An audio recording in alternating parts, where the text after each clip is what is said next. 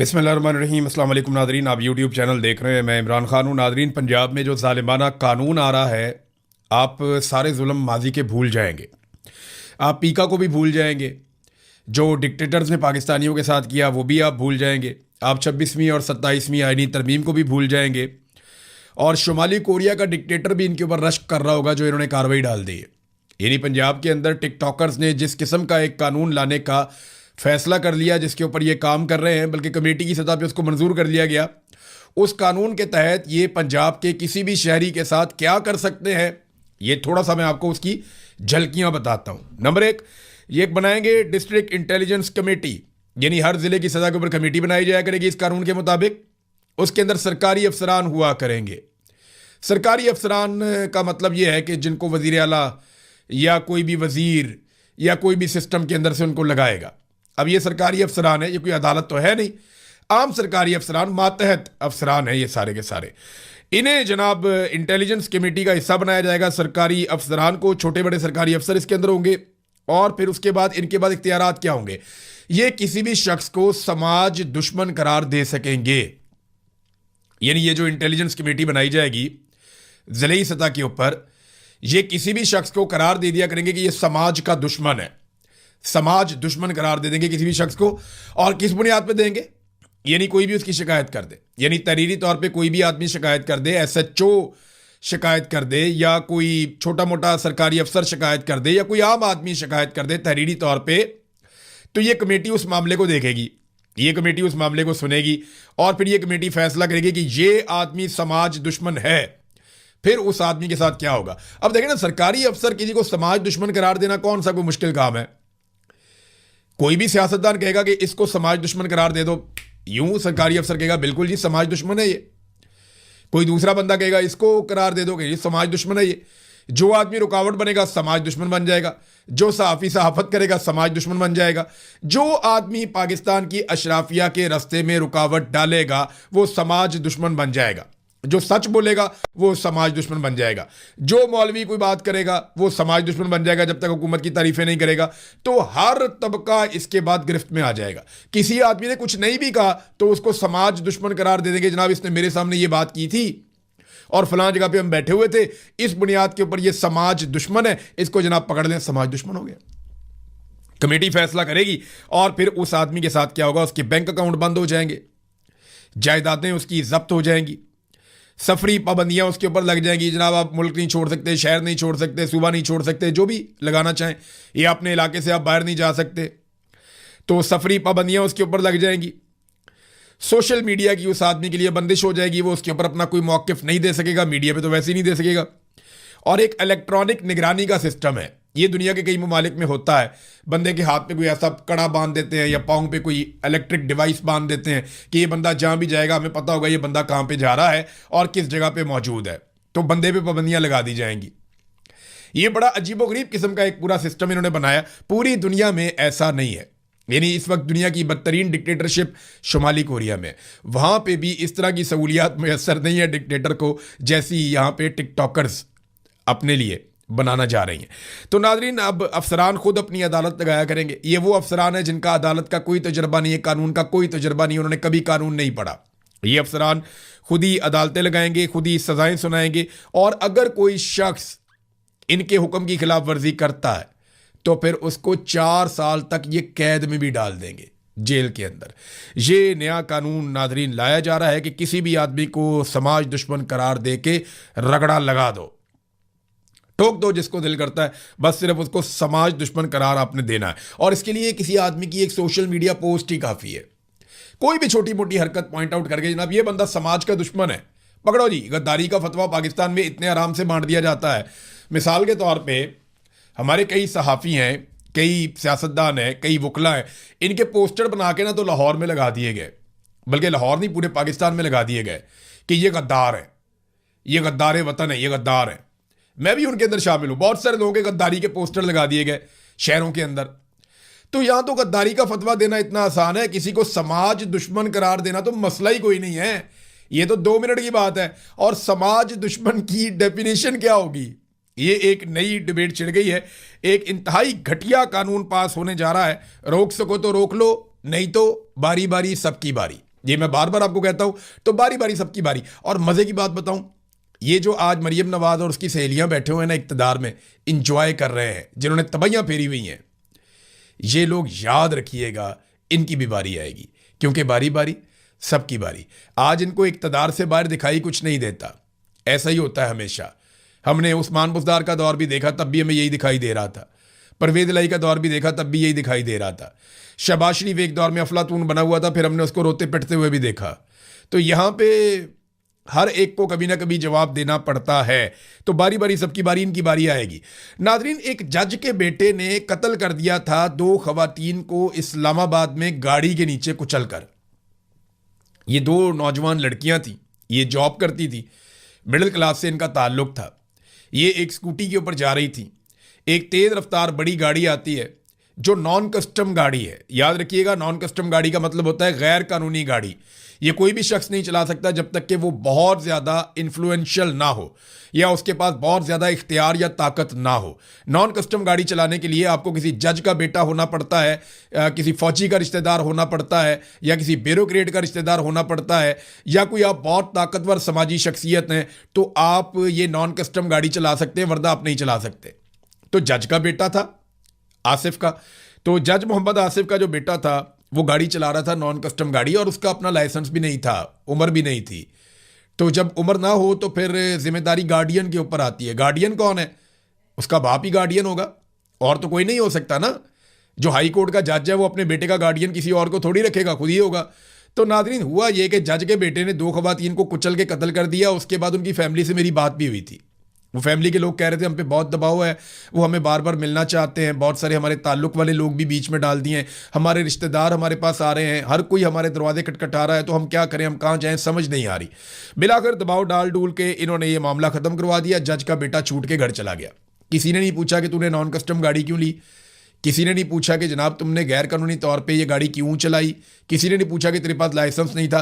इस पे तो रियासत को एक मुकदमा दर्ज करके खुद मुद्दई बन के इस लड़के को सजा दिलवानी चाहिए थी। कानून तो ये कहता है, इंसाफ तो ये कहता है कि रियासत को खुद सजा दिलवाने के लिए कार्रवाई करनी चाहिए थी।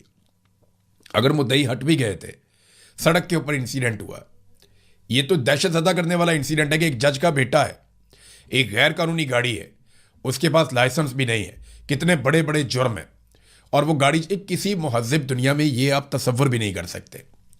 दुनिया के किसी मुल्क में आप ये तसव्वुर नहीं कर सकते। हत्ता कि जो गल्फ ममालिक हैं वहाँ पे बादशाहत है, वहाँ पे भी आप ये तसव्वुर नहीं कर सकते कि किसी ऑफिसर का बेटा या किसी जज का बेटा वो एक गाड़ी लेगा और नॉन कस्टम गाड़ी लेगा जिसकी कोई कानूनी हैसियत नहीं है, और उसके पास खुद भी गाड़ी चलाने का कोई कानूनी कागज़ मौजूद नहीं है, वो गैर कानूनी गाड़ी चलाएगा, 2 खवातीन को कुचलेगा और उसके बाद थोड़ी देर में घर चला जाएगा। ऐसा दुनिया में कहीं नहीं होता, लेकिन यहाँ पे हुआ। अब जज के खिलाफ जो है वो एक वकील साहब ने शिकायत दर्ज करवा दी थी। उन्होंने कहा जी ये ज़्यादती है, फैमिली को इन्फ्लुएंस किया गया। और उसके बाद जनाब ये हैं जी शिकायत कुनिंदा कर्नल रिटायर इनामुर रहीम साहब, उन्होंने सुप्रीम जुडिशल काउंसिल में ये शिकायत की थी। सुप्रीम जुडिशल काउंसिल ने ये जो शिकायत है ये खारिज कर दी। उन्होंने कहा जी नहीं जी ऐसा कुछ नहीं हुआ, कोई दबाव नहीं है, ये लड़कियां खुद ही मर गई। सादा मतलब तो यही है ना कि वो सड़क पे जा रही थी, गाड़ी खड़ी हुई थी उस लड़के की, ये आई ज़ोर से, इन्होंने अपने स्कूटर के साथ गाड़ी के अंदर टक्कर मारी और उसके बाद दोनों लड़कियां खुद ही मर गई, और कसूर वो मरने वालों का था। जब आपके मुनसिफ इस नौइयत का इंसाफ दे रहे होंगे तो पाकिस्तान में आम आदमी को कैसा इंसाफ मिलेगा, ये ज़रा अब सोचिएगा कि कितनी बड़ी ज़्यादती है और कितनी खुलेआम हो रही है पाकिस्तान में। बहरहाल जज साहब की सत्ते खैरा, उनका बेटा भी जिंदाबाद, जज साहब भी जिंदाबाद। मरने वाले मरते रहते हैं, वो कब्र की मट्टी में जाके मट्टी हो गई। उनका क्या ताल्लुक था जीने से, जीना मरना एक बराबर है, कीड़े मकोड़े हैं हम सारे। ये अफसरान, ये जजेज, ये जर्नैल, ये बड़े बड़े ताकतवर लोग, अशराफिया, ये सारे इनका पाकिस्तान, हम तो कीड़े मकोड़े हैं सारे के सारे।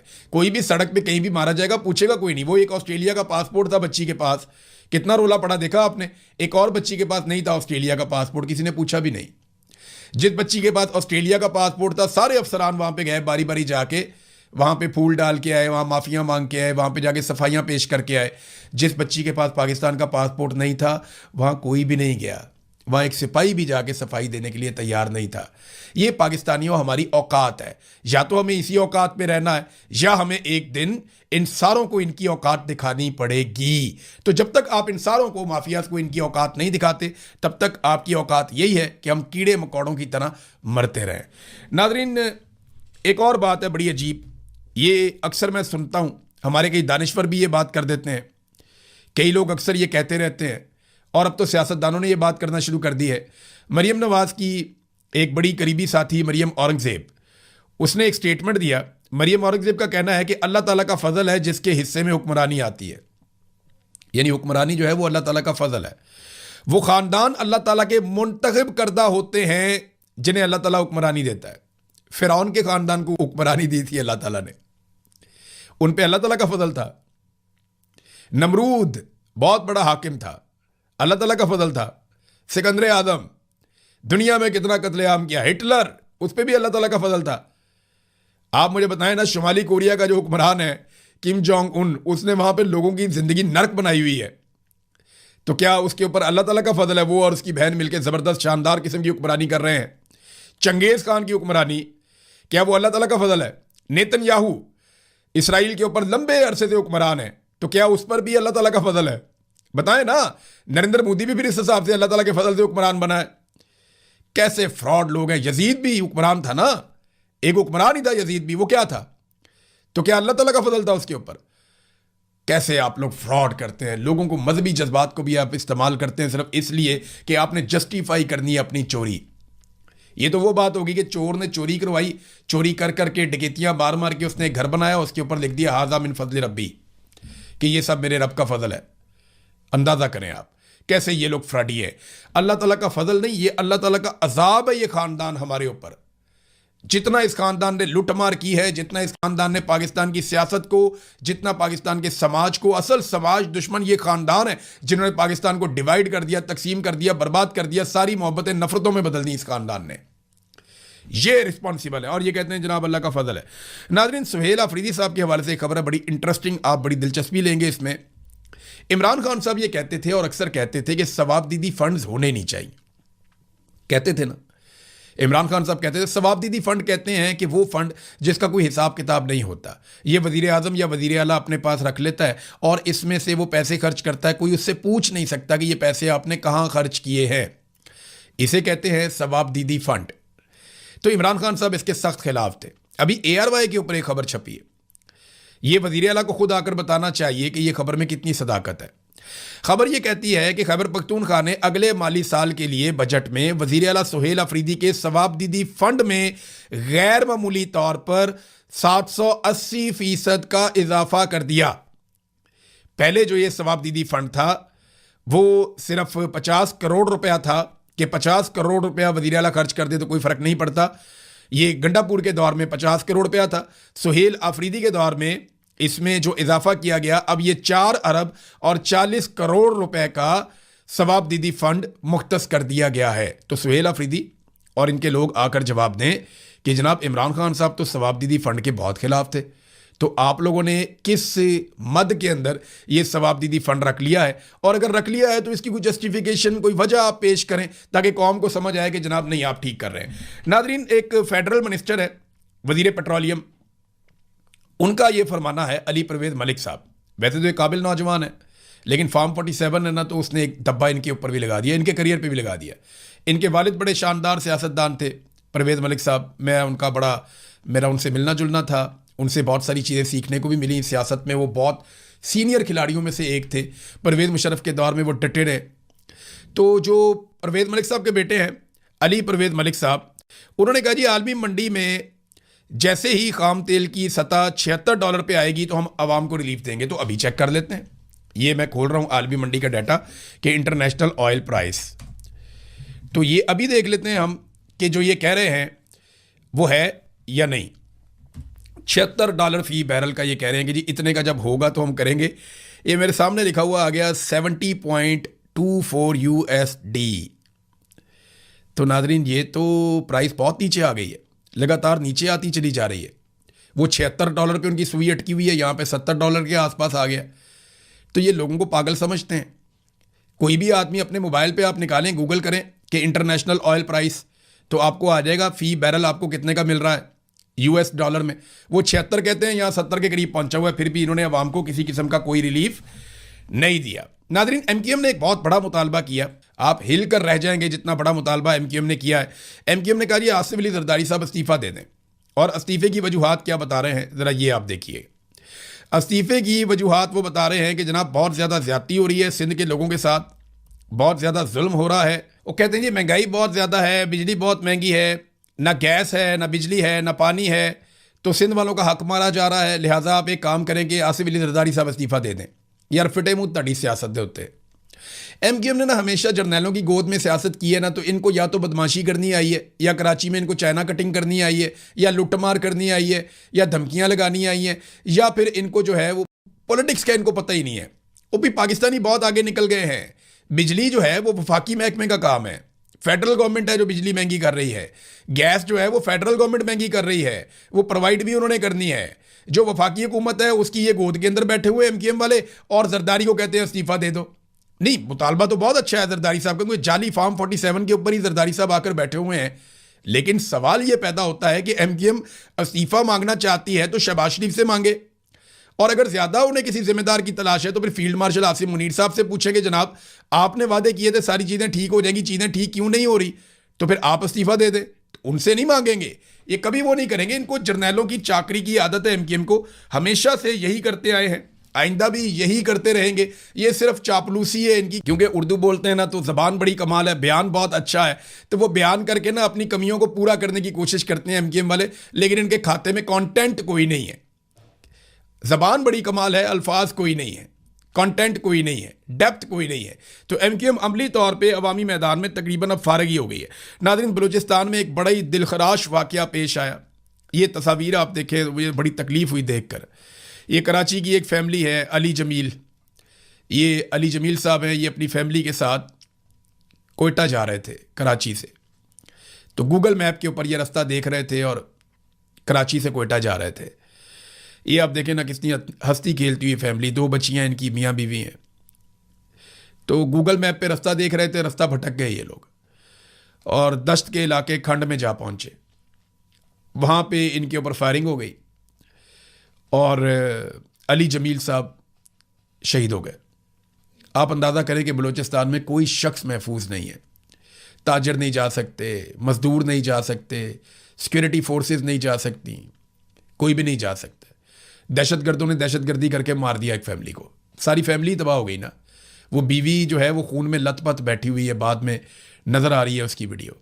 बच्चियां कैसी सहमी हुई हैं, आप ज़रा एक लम्हे के लिए सोचिए कि ये बच्चे, अब इनके दिमाग से ये ट्रॉमा क्या सारी ज़िंदगी निकलेगा कि उनका बाप सिर्फ सड़क पे उनको खुशी खुशी लेकर जा रहा था और गोलियां चली और उनको मार दिया गया। ये है बलूचिस्तान में अमन व अमान की सूरत हाल। अब बजाय दहशतगर्दों को पकड़ने के, बजाय शरपसंदों को पकड़ने के, उनके खिलाफ कार्रवाई करने के, तवज्जो इस बात पे है कि कैदी नंबर 804 को तुम दो, वहां मारूक बलोच को जेल के अंदर डाल दो, ईमान मजारी को जेल के अंदर डाल दो, यास्मीन राशिद को मजीद सजाएं सुना दो 200-300 साल तक, और कश्मीरियों को शरपसंद करार दे दो। जो नई शरपसंद उनको भी बनाने पर तुली हुई है रियासत, और सिर्फ अपने जाती मफाद के लिए, और कुछ नहीं है इसके पीछे। नाजरीन, खामनाई की तदफीन आने वाली है। आयतुल्लाह अली खामनाई शहीद, ये बहुत बड़ा आदमी निकला। यानी आयतुल्लाह अली खामनाई ने अपनी शहादत से ईरान को वो ताकत दी जो शायद उनके पास थी भी नहीं। सिर्फ हथियारों से लड़ाई नहीं लड़ी जाती, लड़ाई कुर्बानी के साथ लड़ी जाती है। हथियार बहुत ज़रूरी है आजकल के दौर में। ईरान के पास जिस तरह के ड्रोन्स और जिस तरह के मिसाइल से पूरी दुनिया हैरान हो गई कि उन्होंने जैसी लड़ाई लड़ी। लेकिन जो आयतुल्लाह अली खामनाई का एक फैसला था कि मैं छुपने के बजाय शहादत कबूल करूंगा, उस एक फैसले ने पूरी लड़ाई का पांसा पलट दिया था। ये मैंने आपको पहले कई मरतबा कहा। अब उनकी तदफीन के मराहिल आ रहे हैं और ऐसा लगता है कि ये इस रीजन का सबसे बड़ा जनाजा हो सकता है। बहुत सारे मुल्कों को दावत दी गई है, बहुत सारे हुक्मरान वहाँ पे जाएंगे, बहुत सारे सहाफ़ी वहाँ पे जाएंगे। मैं बहुत शुक्रगुजार हूँ, मुझे भी इसकी दावत आई थी, लेकिन मैं चंद वजूहात की बिना पे वहाँ नहीं जा पा रहा। एक और चीज़ मैं आपसे अर्ज़ कर दूँ कि इस वक्त दोबारा से ईरान और अमेरिका में जो लड़ाई चल रही है उसमें डोनाल्ड ट्रंप ने बड़ी खौफनाक धमकी फिर से लगाई है। हालांकि मुआहदे के अंदर मना था कि दोबारा इस तरह की धमकी नहीं लगाई जाएगी। जो MOU हुआ था उसके अंदर मना किया गया था, लेकिन ट्रंप ने ईरान को दोबारा सफ़ाए हस्ती से मिटाने की धमकी लगाई है। दूसरा, ईरान आपको पता है जवाब देता है, तो ईरान ने 8 मुकामात पे कुवैत में और बहरीन में अटैक किया अमेरिकी अड्डों पे। वो कहते हैं जी हमने काफ़ी नुकसान किया, जबकि अमेरिकन ये कहते हैं कि किसी किस्म का कोई नुकसान हमारा नहीं हुआ। अब ईरान ने एक स्टेटमेंट जारी किया, ईरान की पासदारान इनकलाब ने, कि खित्ते में मौजूद अमेरिकी फौजी अड्डे आने वाले दिनों में जहन्नुम का सामना करेंगे। अब वो भी अमेरिका को वार्न कर रहे हैं। तो दोबारा एक मरतबा फिर ऐसा लगता है कि सिंह फंस गए हैं दोनों मुल्कों के, और एक मरतबा फिर सालसी करनी पड़ेगी। इसमें इस मरतबा जो है वो एक मुश्तरका एलामिया जारी किया गया कतर और मिस्र की जानिब से। उन दोनों ने बड़ा रोल प्ले किया इस मरतबा दोबारा इस बढ़ती हुई सूरत को कंट्रोल करने के लिए। तो कतर और मिस्र ने एक मुश्तरका एलामिया भी जारी किया। बाद में इस पर बात करते हैं। अब तक के लिए इतने, अपना ख्याल रखिएगा, अपने चैनल का भी। अल्लाह हाफिज़।